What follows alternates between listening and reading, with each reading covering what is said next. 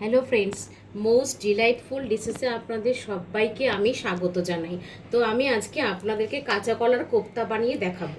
তো কাঁচা কলার কোপ্তাটা বানানোর জন্য আমি এখানে 3টে কাঁচা কলা নিয়েছি, 2টো আলু নিয়েছি। কাঁচা কলা আলুকে একসঙ্গে প্রথমে আমি বয়েল করে নেব। আলু আর কাঁচা কলাগুলোকে আমি বয়েল করে নিয়েছি এইভাবে। এখন সবগুলোকে একটু এই চোকলাগুলোকে পুরো ছাড়িয়ে নেব, খোসাগুলোকে আর কি, খোসাগুলোকে পুরো ছাড়িয়ে নিয়ে তারপরে মেখে নিব।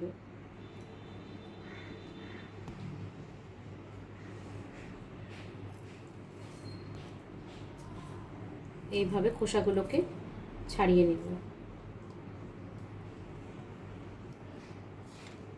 আমি একটু হলুদ দিয়ে বয়েল করেছিলাম, নাহলে পুরো এমনিতেও তো আয়রনটা পুরো কালোটা বার হয়ে যায়, তাই একটু হলুদ দিয়ে বয়েল করে নিতে হয়।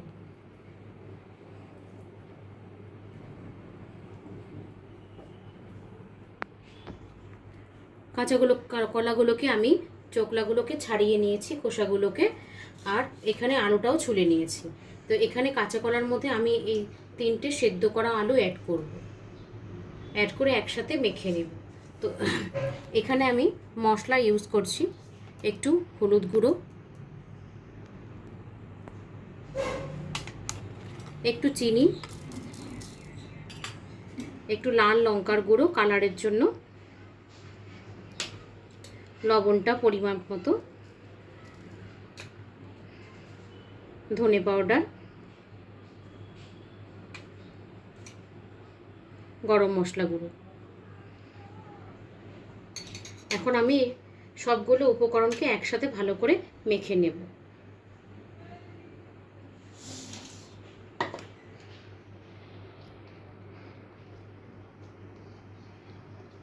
পুরো একসঙ্গে মেখে বড়ার আকারে তৈরি করে নেব।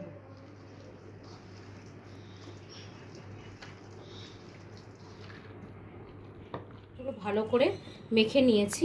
এখন এইভাবে ছোট ছোট করে বড়ার আকারে তৈরি করে নিব হাতের সাহায্যে।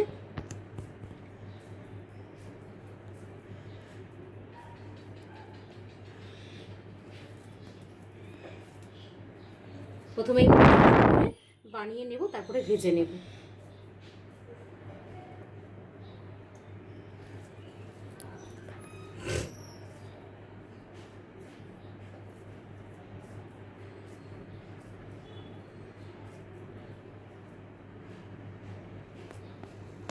এভাবে সবগুলো তৈরি করে নেব। এইভাবে আমি হাতের সাহায্যে সবগুলো বড়াকে বানিয়ে নিয়েছি। এখন ভেজে নেব। আমি কড়াতে তেল বসিয়ে রেখেছি, রিফাইন অয়েল। তেলটা একটু গরম হয়ে গেলে আমি বড়াগুলো ভেজে নিচ্ছি।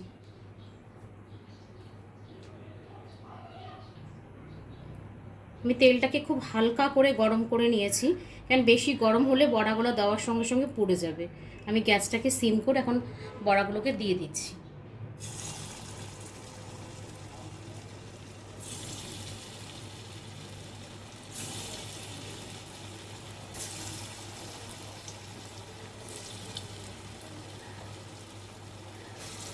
আমি 4টে-5টে করে দিয়ে বড়াটাকে ভেজে নেব। একসঙ্গে দিলে খারাপ হয়ে যাবে।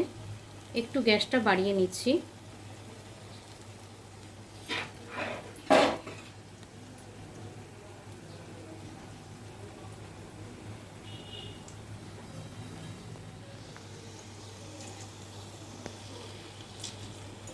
এক পাশটা ভাজা হয়ে গেছে, এখন আমি আর উল্টে নিচ্ছি।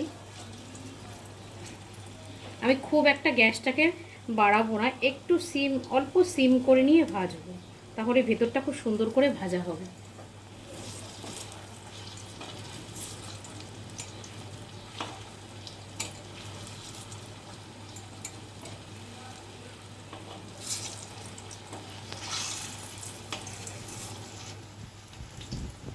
আমি এইভাবে সমস্ত বড়াগুলোকে আস্তে আস্তে করে ভেজে নেব।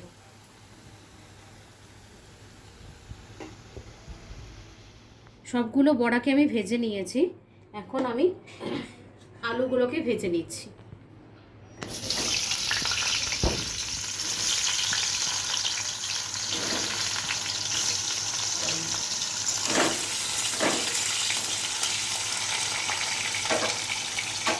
একটু লবণ আর একটু হলুদ দিয়ে আলুগুলোকে ভেজে নেব।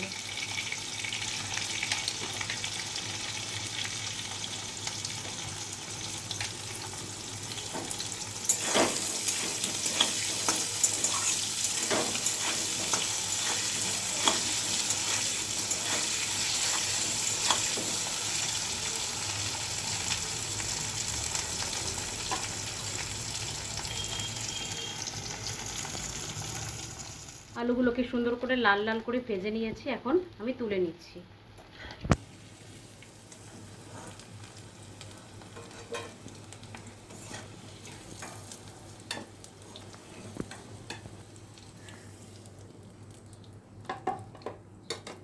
কড়াইতে অনেকটা তেল রয়ে গেছে, এখানেই আমি বসিয়ে নেব তরকারিটি।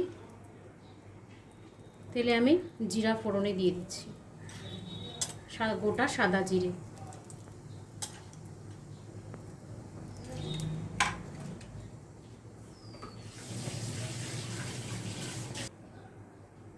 তেজপাতাটা দিয়ে দিচ্ছি, আর দুটো কাঁচা লঙ্কা তেলে দেব।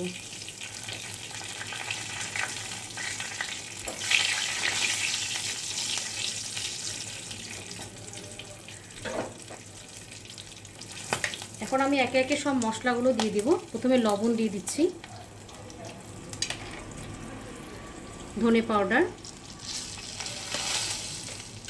লাল লঙ্কা গুঁড়ো, অল্প চিনি, হলুদ গুঁড়ো।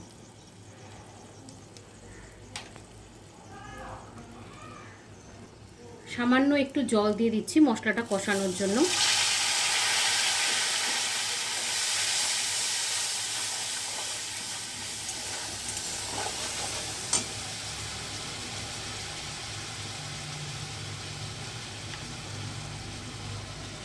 আমি গোটা জিরে সোমবারে দিয়েছি বলে জিরে গুঁড়োটা দিচ্ছি না, আর আদা বাটা আমি আজকে এখানে দিচ্ছি না। আপনারা চাইলে এখানে আদা বাটাটাও দিতে পারেন। আর পুরো আমি ভেজ করছি। এখন আমি মশলাটা পুরো ভালো করে ভেজে নিয়েছি, এখন আমি আলুগুলো, ভেজে রাখা আলুগুলো দিয়ে দিচ্ছি।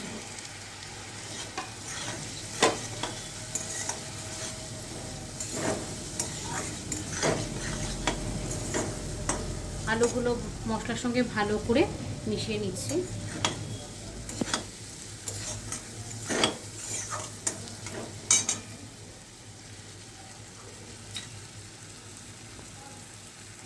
আরও একটু জল দিয়ে দিচ্ছি মশলাটা আরও, আলু আর মশলা একবারে কষানোর জন্য।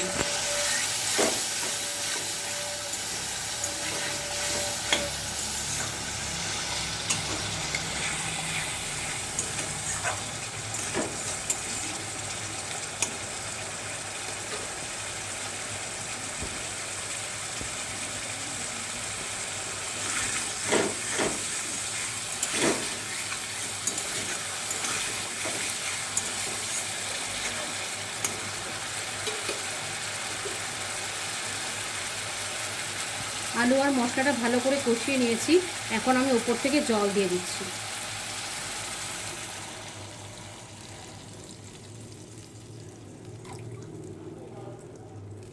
আলুগুলো বয়েল করাই ছিল, তার জন্য খুব বেশি জল দিচ্ছি না।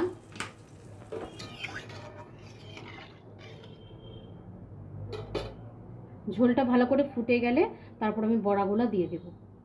আমি এখন 5 মিনিটের জন্য ঢেকে রাখছি।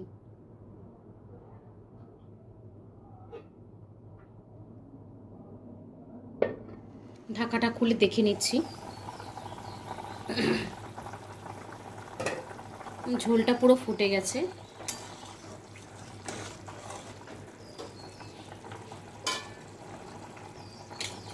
ভেজে রাখা বড়াগুলো আমি দিয়ে দিচ্ছি একটা একটা করে, একটু গ্যাসটাকে সিম করে দিয়ে দিচ্ছি।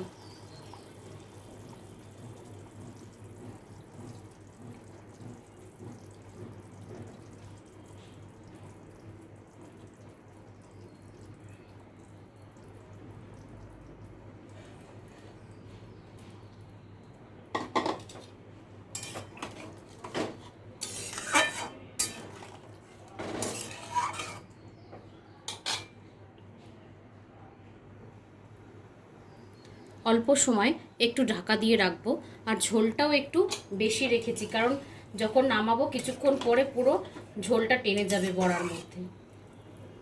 এই জন্য আমি একটু জল রেখে সিম করে 5 মিনিট মতো আবার ঢেকে রাখবো। চাপাটা খুলে দেখে নিচ্ছি, ফুটে গেছে পুরো।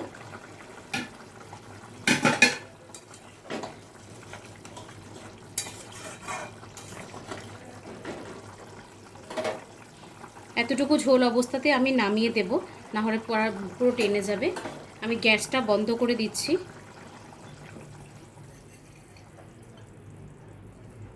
গরম মশলার গুঁড়ো উপর থেকে একটু দিয়ে দিচ্ছি।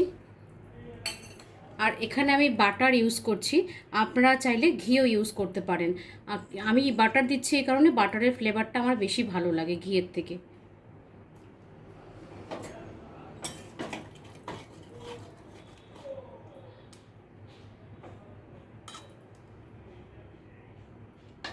এখন আমি নামিয়ে নেব।